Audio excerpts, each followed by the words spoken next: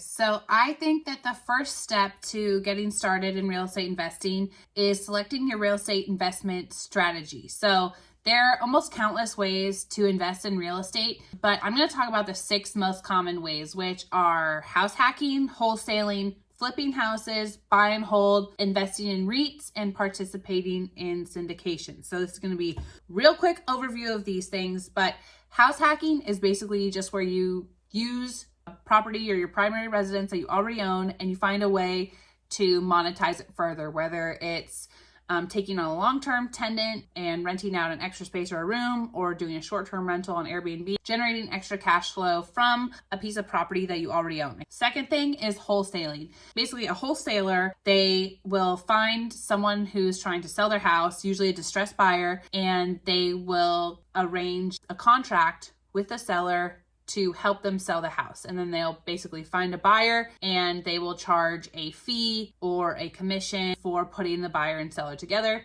This can be a really good way to get into the game if you don't have a ton of extra capital ready to invest, because it's very low cost. It just mostly requires a lot of hustle. Next thing is flipping houses. It can be a good option for certain people, especially if you love organization or you have a construction background or project management background. It is a lot of work, but it can be very lucrative if you do it correctly, but it can also be very costly if you do it incorrectly. Next is buy and hold. So this is acquiring properties that are going to generate more passive income. What most people think of are rental properties, like, single family rental properties, but it can be anything. It can be self-storage, it can be apartment complexes. It's anything that kind of generates a more passive income for the investor.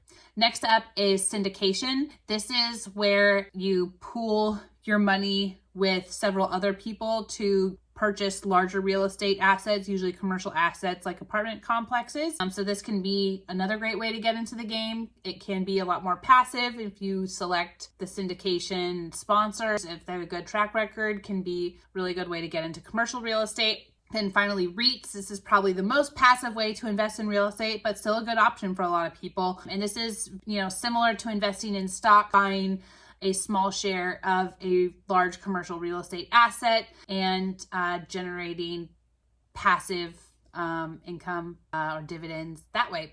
So that's a quick overview of the 6 most common real estate strategies. And basically you need to decide where you want to start, which of these strategies best fits for you, your lifestyle, and your goals. That's something that I can help you with. If you're interested, check out my digital course. This is what we cover in our first module. We go through pros and cons of all these different things, who's best suited towards what, so that you can at least have your strategy set so that you can move forward.